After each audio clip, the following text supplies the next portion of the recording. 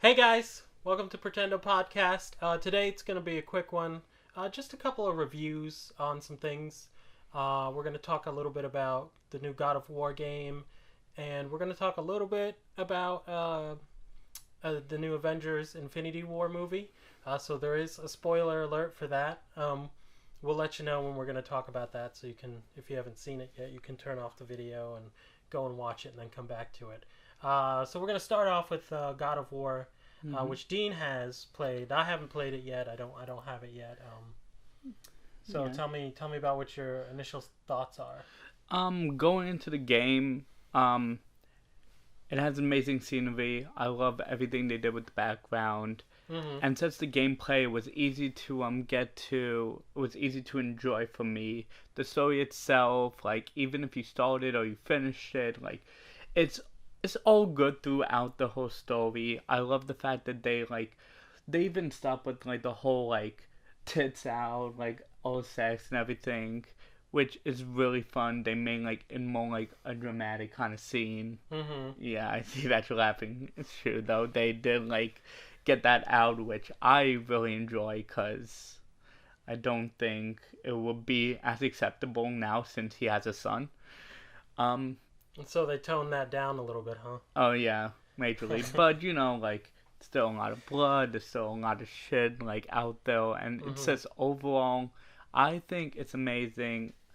Um, the first time that I saw it and I seen like IGN and everything like gave in like a perfect score 10 out of 10, I was like skeptical. I'm like, you never gave a God of War this big of rating until I played it, and I'm like, yeah, I would do the same thing. I would give it like a 10 out of 10. It's an amazing story. I still didn't finish it, but probably like once I go back home, that's all I'm doing. All right. Well, it sounds like it's pretty good. No doubt. Did it like so? Like, who is he fighting now? Because didn't he like clean out the pantheon of gods in the last one? Well, certain specific like variety of gods, yes, but now they're going more Nordic. So they keep So talking they're. about like I see. Odin and Frey and all of I that. got it. But what's his beef with the Norse gods though? Like, why is he? I really have no clue. I'm not that far into the Oh, game. okay. I just got to a It's point where weird though like because he had some background at least with the Greek god yeah, pantheons. So now the game is acknowledging that multiple pantheons of gods exist. Apparently they must not be gods if he can kill them. So yeah. they're just Well, we'll call them just like beings of power or something. all I know exactly is this might be a spoiler, might not be. So I'm not there, but we know that he's a stranger. He's a stranger to it, and they don't take kindly to people from other lands. That's one. I got it. His son doesn't know that his dad's a god or he's a god, Mm-hmm. like to begin with. I know that Nordic is kind of like a religious standpoint as well, which believes that gods could die. Right. So at least like that gives you like a more like explainable background that's like, okay, so gods could die. That's good to know. Well, I mean, at this point, it's already been established. So, well, I'm interested to see like how he cleans house here. Like, is he? So he's gonna be up against like Thor. you I know, think Thor's more Greek. I know they talked a lot about Thor, Odin, so I'm Thor's guessing a Norse god. He's he is. god of thunder. Okay, then Smite lied to me. But Yeah, the Nordic, the Norse gods are Odin, the All Father. You've got mhm, Hel, who's the ruler of the underworld. yeah, Loki and the Thor. trickster, yeah. You have Balder, and there's a bunch of Freya. Yeah, And so yeah, they have their own pantheons, and that's interesting that they would go that route because that gives them, I think, somewhere else to go after they're done here because they can go to other yeah, just they any can. other group of gods from any pantheon that people can think of. So it keeps giving them something else to do instead of having to Yeah, remake it. yeah, but the thing is, there's like so many regions that you can go to, but in the end, it has to end like in some point. But at least we know that like if they go on this some stretch, they have a couple more games coming onto them, and like maybe like his son gets owned, or and like maybe you take on him in one point. But Yeah, that's the sort of old like the question. Assassin's Creed thing tried to do, but didn't work out too well. I mean, but Assassin's Creed, like, they just try to like put up like bullshit like responses for those stories. But Yeah, with God of War, it's like it's already placed down, so you have a lot to go on about it. You won't see the same like figures every single time. yeah. Well, that sounds interesting.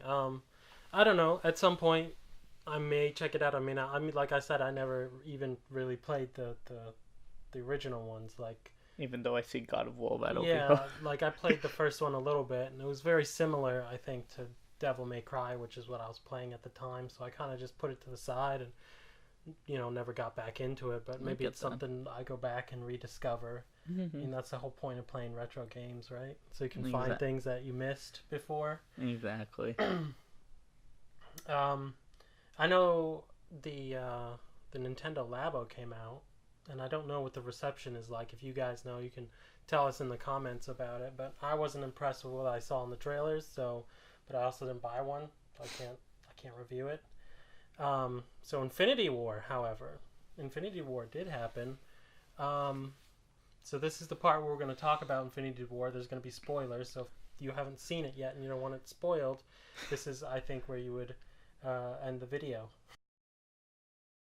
Okay, Dean has left the room, so I'm going to talk a little bit about Infinity War. What I thought, just initial thoughts. It's a good movie. It didn't blow me away, but I can't say that looking at trailers I was expecting it to. Uh, the story, as anybody who watched it knows, it was what I thought it was going to be. I knew that this was going to be a multi-part situation, so I knew that this was just a part one of something. That more was going to come later. Um, I think it's what I expected for the most part. Thanos just collecting the stones over the course of the movie, um, and it was good. It was good for the most part. They changed his motivations for wanting to destroy or kill off half of the universe's population. Instead of him trying to impress Death so that he can court her because he's in love with her, it's because he thinks he's doing the universe a favor by killing half the population off. Uh, but there's a lot of flaws in that motivation. Um, First of all, that's assuming that every planet's populated or whatever. Um, why wouldn't he just collect the Infinity Stones and just redistribute the resources that exist in the universe so that there was enough for everybody instead of killing half of everybody off? And it's not an end all, because then it'll be repopulated and you'll have to do it again and then again and again. It's just a cycle which he shouldn't need or want. So I think it's a plot hole. If they'd gone the other route, of course, he wouldn't have had a reason. He wouldn't have been able to get the Soul Stone in the way that they had it happen in the movie, because he would only have loved Death and he wouldn't care about Gamora, so it wouldn't be such a big problem for him to just chuck her off a cliff. So obviously that's why they changed his motivation a little bit, and they're trying to make him, I think, a little bit more of a protagonist than just an antagonist in the movie. It was great to see, all the interactions between the different franchises that we've come to love and everything, and I think everybody did a fine job representing their characters from their own films. Um, it did get a little thin in places where you were kind of like, all right, there's a lot going on. There's a lot of different relationships happening, and there were some superheroes, I think, that got sort of played down a little bit. We didn't see too much out of the Black Panther.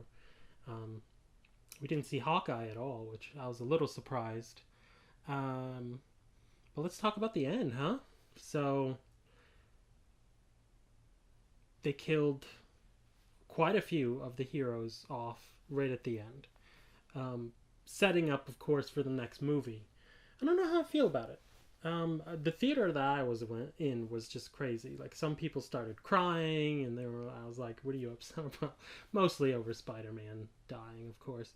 And I was just like, this is a part one. You know there's another part coming. This is what they had to do to feed us into the next movie.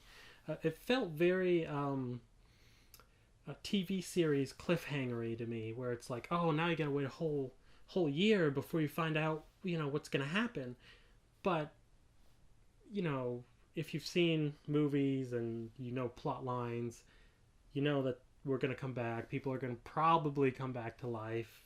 That somebody's going to get their hands on the Infinity Gauntlet, and they're going to bring people back to life, and then they're all going to defeat Thanos, and it's all going to be all jolly hooray time. More than likely. But the ending, the after credits, of course, are leading into the Captain Marvel movie, with Samuel L. Jackson sending a message to Captain Marvel at the end. From what I understand, I believe that movie is supposed to be more of an origin story of Captain Marvel, not a continuation of this. So if we're expecting to see more of the story for this come out, I think it's not going to happen that way. I also don't know where to place Ant-Man and the Wasp yet.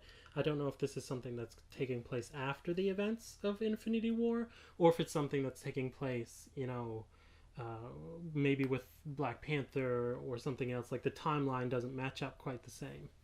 What I am interested to see is if, I know that Marvel Studios is very good about keeping everything kind of neat in all of their cinematic universe. So I'm interested to see how this fallout from this event affects, let's say, the Netflix series, and of course Agents of S.H.I.E.L.D. and stuff like that. Are we going to see characters just disintegrated and gone? How does this affect Daredevil? How does it affect Punisher? Are we going to see new seasons of these that are supposed to take place after what we've seen? And I think there are plans. I know Luke Cage and possibly a Punisher season 2. So I wonder if we're going to see a lot of the effects, because half the population of the planet supposedly is gone. So what does that mean? Like, how is that going to affect these other shows? And it's interesting to watch and think about. But overall, yeah, good movie. Obviously I'll go see the next one to see how we wrap everything up. A little surprising with who they chose. Like, I didn't expect Spider-Man to die. They wiped out the Guardians of the Galaxy almost completely. I think only Rocket's the only one left, so that was an interesting choice, and I don't know why they did that. It's also interesting that I think that all of the original Avengers from the first Avengers movie all survived this. So obviously it's some kind of setup for the next one. I'm sure it's on purpose. They didn't just randomly pick these characters to kill. So that wraps up my initial review of Avenger Infinity War. I would definitely say good movie. Yeah. Okay, guys, so that's the podcast for this week. Any comments? What did you guys think of the movie or the new God of War? Let us know down below. Don't forget to subscribe, and we'll see you next time. Take care. I'm Jason. I'm Dean. Bye.